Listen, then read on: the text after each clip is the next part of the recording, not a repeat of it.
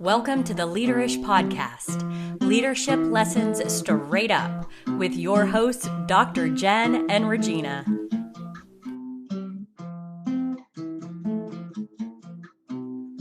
Hey, Jen, how's it going? Hey, Regina. I'm great. How are you? I am doing very well. I'm excited about our time together today. Are you doing well? Because we're recording our second episode of our podcast, Leaderish. I am. I thought that might be the case. Yes, I love leadership lessons, and I especially love them straight up. Me too. In fact, since our last episode, which was our first episode, Right. I have found myself thinking about our conversation around fear and what we're afraid of. And I read a book, a really good book by my favorite author, Kristen Hanna. It's her newest book called The Four Winds. And it talks about fear a lot in the book. And there was a quote that really made me think about us in starting this podcast. And in the book, she's going through a really rough time and she's remembering advice her grandfather gave her. And he told her, be brave or pretend to be. It's all the same anyway. And I absolutely loved it. Sometimes I feel like I'm pretending to be brave. I understand that. That resonates so much with me. I thought it might. I wanted to share this with you during the week, but I wanted to save it for this conversation because I just thought it was so relevant from what we talked about last week. It most certainly is. I feel like it's similar to like the fake it till you make it. Be brave, pretend like you're brave. Either way, you're going to get there. Yeah. And maybe you will be brave by the time you do the thing that you set out to do. Like for us, this, which I love. Yeah. So my favorite segment, the drink of the day. What are you drinking, Regina? Well, coffee today. There may or may not be a little something extra added in there. I like your style. Thanks. How about you? I am drinking Diskin cider. I don't know that we've told anyone this, but we are Nashville. We are from Nashville, Tennessee, wherever you are listening to this. This cider is local, so it's Diskin cider, and it has the funniest name. It's called Bob's Your Uncle. Bob's Your Uncle. And I've never heard of Diskin cider. Thank you for this. You're welcome. It's somewhere down, somewhere in Nashville. And it led to a funny conversation with Tom and I going, what's Bob's Your Uncle? Like, what does that even mean? And after some Googling, which someone out there can verify, this may or may not be accurate, but so a long time ago in Ireland, I believe, the prime minister nominated someone relatively unknown, actually, I think very unknown, to a very prominent post in Ireland. And the whole country was kind of going, who is this person? Why did he nominate this person? Nobody knows him. And then it started coming out that it was the prime minister's nephew. Hence, everyone saying, oh, Bob's your uncle. Of course, that's why you got the post. So now I have educated you with some complete nonsense. So I assume Bob was the prime minister. I forgot that very important part in the story. Bob was in fact the prime minister. Oh my gosh, that's awesome. I love it. Well, thank you for imparting that knowledge on us. And we have more knowledge, I think. Today, we have decided that we really want to focus on the McKinsey study for women in the workplace. Why is that? Well, because it's International Women's Month. It is March. No matter when you're listening to this, it is currently March. And in the United States and Canada, I believe it is International Women's Month. And why not focus on women in the workplace? If you are not familiar with this study, McKinsey and Company teamed up with leanin.org, Sheryl Sandberg's organization from her book Lean In, and they have been doing a ton of research in this area since 2015, I believe. And the Women in the Workplace is the largest comprehensive study of the state of women in corporate America In 2015, when it started, McKinsey and Lean In launched it to help companies understand how to advance all different kinds of diversity in the workplace, but specifically around women. And between 2015 and 2019, close to 600 companies and more than 250,000 people were surveyed on their workplace. And so the 2020 study came out in September, I believe, of 2020. And obviously, there's a lot to unpack in that one as well. Very different things happening than in the past. But I first became aware of the study in 2018. So I'll just talk for just a minute about what it had to say in 2018. So, since the first year of the study, corporate America has made almost no progress in improving women's representation, but it has been slightly trending in the right direction. What do you think about that? Well, I'm not sure that's a good news story. It sounds like it's a like a little tick up, but still not a good news story. Yeah, so not going backwards in 2018, but trending in the right directions, but holistically making not significant progress. And in 2018, they're saying, attrition did not really explain the problem and that women and men were leaving their companies at similar rates. This was 2018, mind you. Mm-hmm. And if we're looking at women in the pipeline from the research that McKinsey did, at entry level, women were about 48% of representation. At the manager level, 38%. At the senior manager and director level, 34%. And what do you think the trend is as we go on up the corporate ladder? It keeps going down. It certainly does. And so down.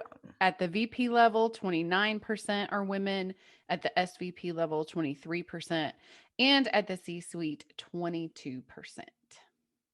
So even when women start becoming leaders, we are seeing a trend of more men being promoted into leadership roles as opposed to women. And it starts there and continues to go down. Absolutely. In fact, if I'm looking at the research, the change in, let's look at the C-suite level, because that's what we hear a lot about. The change from 15 to 16, from 2015 to 2016 was 2%. From 2016 to 2017, 1%. And again, from 2017 to 2018, it was also 2% increase. So really, really small margins of increase in the C-suite. And if I'm looking at the SVP level, 3%, negative 3% 1 year. And if I'm looking at VP, it's 0%, 2%. I mean, really, really drastically small numbers. Yeah, and I've noticed that trend in the few places that I've worked as well. Women are not represented in higher levels of leadership. And even in lower levels of leadership, you will see more men than women. Oddly enough, in HR, which is quite dominated by women, you still almost see more men in higher level leadership roles than women. Absolutely. So that's kind of the baseline of 2018, at least when I became involved with the research. So in the 2019 research, you just started to talk about getting into lower levels of the organization. Yeah. Talk about that a little bit. Yeah. So what stood out to me so much with the 2019 data is this broken rung theory. So we always talk about the glass ceiling, right? That you can't get past the glass ceiling. Yep. And it's hard to get into high levels of leadership as a woman. But what the McKinsey study really brings to bear is that, yeah, that exists. But the reason that the glass ceiling exists is because of the broken rung, which is the first level of leadership that we enter into. So that first level manager, so a manager who is leading individual contributors, we drastically see a drop in that area as well. We have more men being asked to lead or being promoted into leadership roles than we do women. Even though women make up 48% of the workplace, we don't see 48% of the people being promoted into leadership roles as women. And that really drastically impacts those lower numbers that we see at the top levels. Yep. Because if the pool at the management level is much smaller, obviously that's fewer women that you can develop, groom, and promote into leadership levels. In real life, you hear my dog barking in the background. That's Bella. Well, Bella obviously has something to say about this. She's mad. We're all mad. Yes. Get mad. She's a lady too. That is very true. Yeah. She's my personal SVP. So I highlighted some things. I have papers all over my desk, so you'll probably hear rustling. Yes, I printed things. Regina did too. Oh, totally printed. Yeah. So for every 100 men promoted to manager, only 85% were promoted. This is data from 2019. And further underrepresented are our diverse women. Only 58 Black women and 71 Latina women were promoted. As a result, women remain significantly outnumbered at the manager level and held just 38% of manager positions, while men held 62%. Wow. The numbers are just shocking, and we're not sharing this to say, oh crap, this is terrible. But it's important to understand where we are so that we can understand women, men, all allies can understand what can we do about this. So that is kind of the state of women in the workplace, at least a little bit about it from the numbers standpoint from 2018 and 2019. If you would like to look up the full slate of research from all 6 years, it's womenintheworkplace.com. You can Google McKinsey Women in the Workplace. You can search leanin.org. There's a ton of important research that's been done. So now let's shift our conversation to 2020. I don't know, you may not know this, Regina, but we're in the middle of a pandemic. No. We are. It's true. And when I was reading the 2020 research from McKinsey, it starts out by saying the 6th year of this research is like no other because of the pandemic. And it's been hard on everyone. Let's just go ahead and say it's hard. It's been hard. But the research has shown that even though we may have made a really small tick up in progress, at least in the right direction, in the last 5 years, we are at risk of losing any progress for women in the workplace, women being promoted that's been made, and actually going backwards. Especially in the mothers category. And even more so in the mothers with children under 10, which is my category. Because not only are we holding down our full-time job, we are also schooling our kids like we've never done before. We are at home, oftentimes, like my boss today is at home with her children. Mine are fortunate enough to go to school. She's with her kids all day, every day, trying to juggle being a mom and being a really great boss all at the same time. And that's hard. And that's hard because you're doing exactly the same thing. Honestly, when I read this part of the report, Mothers in the Workplace, I thought of a conversation that you and I had probably 5 or 6 months ago, maybe, where you were attending a session. I think it was about women during the pandemic, and it was talking about moms and how hard it is. And you were talking to me about it as if you were not one of them and as if you had not overcome a lot of challenges. And I remember telling you, Regina, you're doing all these things. You have the right to feel all of these feelings because you're doing all of this too. Yeah. How are you feeling about it now? Gosh, Jen, that's a really good question, because I think I've normalized a bit. I think that I have become more used to it, but I've also set some very different boundaries than I did 5 months ago. 5 months ago, I think I was working from the time I got up until the time I went to bed. I would log off to make dinner maybe for my kids or greet them when they came home and go back to work. I've had to change some of that. I've had to really set some boundaries so that I wasn't working all the time. And this is not just a mom issue. This is for anyone who's working at home, who's found themselves over the last year working at home, not having that drive, not having those The boundaries. lines are blurred. It's so blurry. I mean, your couch can be your office, right? And so Absolutely. what's the big difference if you just respond to 2 or 3 more emails while you're watching a show with your family? So it gets to an idea in the McKinsey research that I don't know that I heard the phrase before with regard to the pandemic and how people are feeling. And this is just kind of generally speaking. It says the events of 2020 have turned workplaces upside down. Many employees are struggling. Many feel like they're always on because the boundaries have been blurred. I don't know that I really thought about that. We hear a lot, now about Zoom fatigue, and Yes. we hear a lot about burnout, Mm-hmm. definitely. In fact, the list that McKinsey put forward, this is the grim story of how people are feeling. Anxiety, burnout, mental health concerns, childcare, homeschooling responsibilities, physical and mental health of loved ones people are worried about, financial insecurity, uh, which I know sounds very grim, but it's so important to understand so that you can understand what to do about it. But that always on mentality, I feel that too. Mm-hmm. If I feel like I need to go to the store during the day, well, in my mind, even though I know this isn't true, it's not an expectation, but I'm thinking, oh, I have that flexibility. So now I need to be available in the evening as well.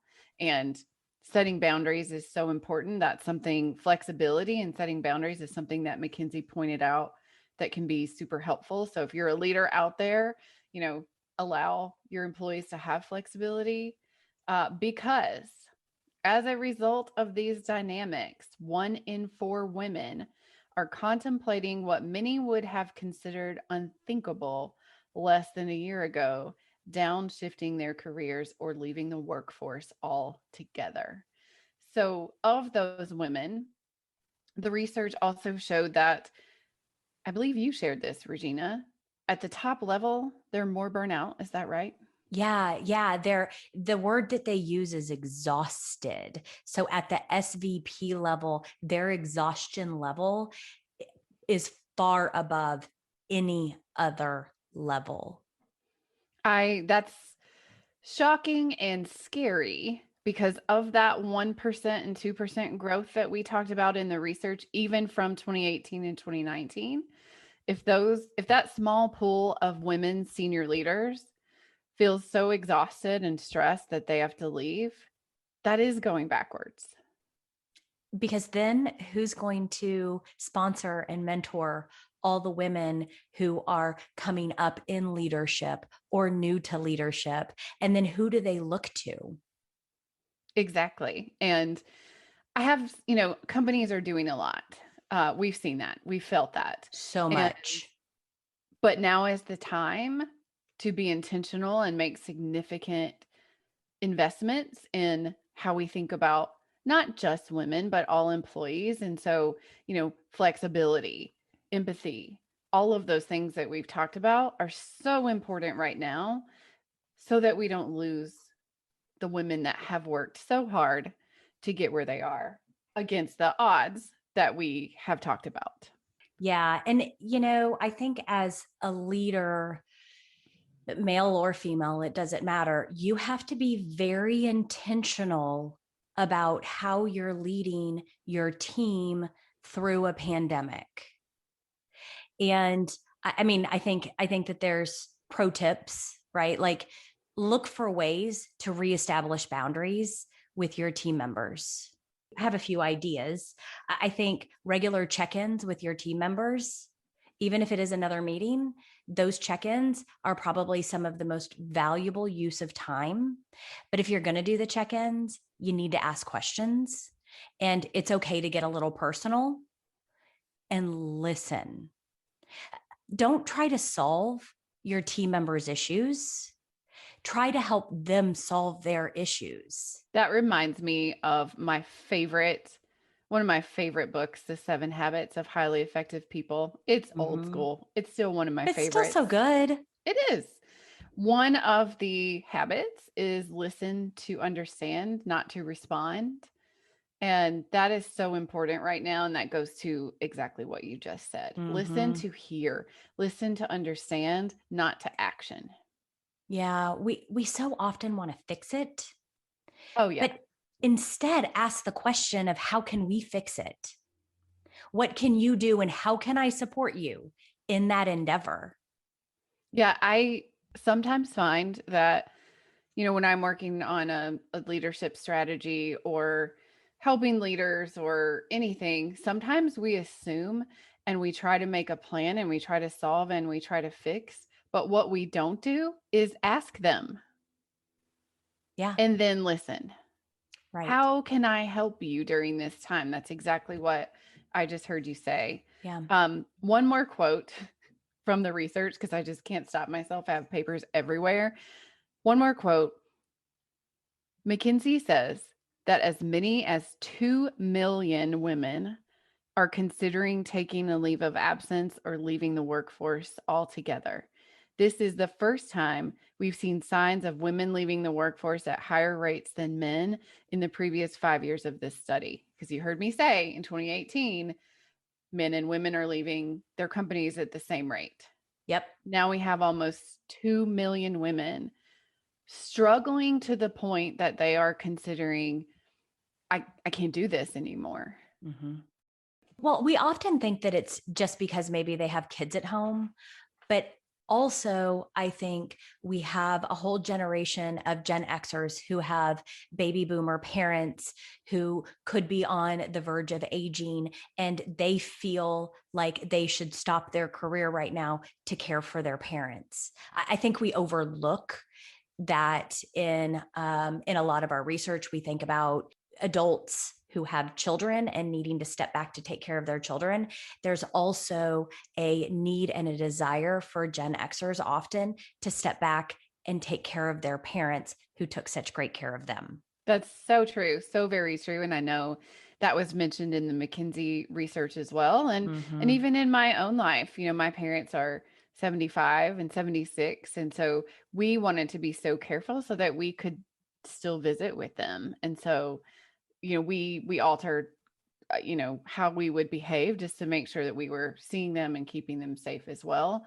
But there are many out there that are taking care of their families. Right. In fact, I think I read that, I can't remember where, don't quote this, but this is the first generation that will be taking care of their parents and potentially their children at the same time. So imagine that's a demographic out there as well that's also trying to, be the best they can be at their jobs as well. So even at that dynamic. Yeah, because kids are living at home longer, right? They're not 18 and move out. They're 35 and still living at home because it's really difficult for them to even get an apartment with the cost of living being so high. And add on that the pandemic and all of that as well.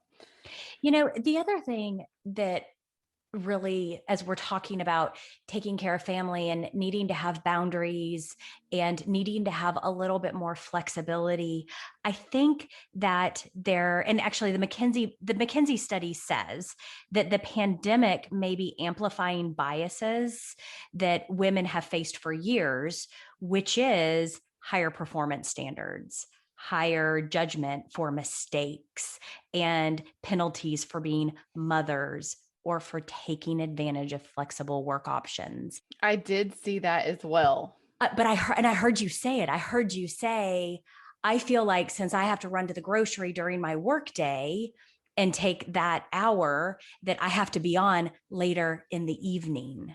And it's my own bias there. I don't have to do that. I have all the flexibility in the world, and I'm so thankful for that. It's my own expectations of women Mm-hmm. that have somehow been taught to me that I feel like I have to do that. Not that men Mm-hmm. don't feel like that as well, because I know they do, but for some reason, research says that women feel it more. Yeah. Okay, so it is time for our fill your cup session. So, Regina, as a leader, what are you doing to fill your cup? Jen, I'm really glad you asked. This is quite unusual, but to fill Oh, my cup right now, I have been clearing out sticks and trees from one of our paths and piling them up so that we can walk our property again. that's incredible. So, did it involve you driving a big tractor at any point in time? There was a little bit of that, indeed. Yes, there was some tractor and some four-wheeler driving to pull out trees and limbs and branches and all of that good stuff. That sounds so fun. And it was beautiful out. So, Mm-hmm. Regina the farmer, also. Right. What about you, Jen? How are you filling your cup? I have been thinking about it, and I actually think that doing this has filled my cup. I believe I say that all the time, but I really mean it. In that specifically, I don't know that I ever thought about myself as a creator. I mean, I have in my jobs, certainly I do in my job now, but this time we're creating something that is ours. And that Yeah. is a brand new feeling for me, and it's quite a feeling. Yeah. It is a big way to fill your cup, right? Definitely. Yeah, it's been pretty impactful so far. Thanks for sharing that. Yeah. Well, Jen, I think that this has been some really valuable time together, Oh, I've loved every second of it. I hope that someone else wants to listen to it. right? And if you have listened and you want to contact us, Instagram, right, at Leaderish Podcast is the way you'll get us on Insta. We love to get visitors there. We also have an email address too, leaderishpodcast@gmail.com, all one word. You can email us there. We love your stories. We'd love to know what you think. Do If you you have want to any be a ideas, guest? oh my gosh, do you want to be a guest? We want you to be a guest. Come Email on. us, DM us. Come on. Let's be friends. Let's talk, right? Let us know what you want to hear. We want to know. Hit us up. Yeah. Absolutely. And in Absolutely. between now and then, cheers, my friend. Cheers.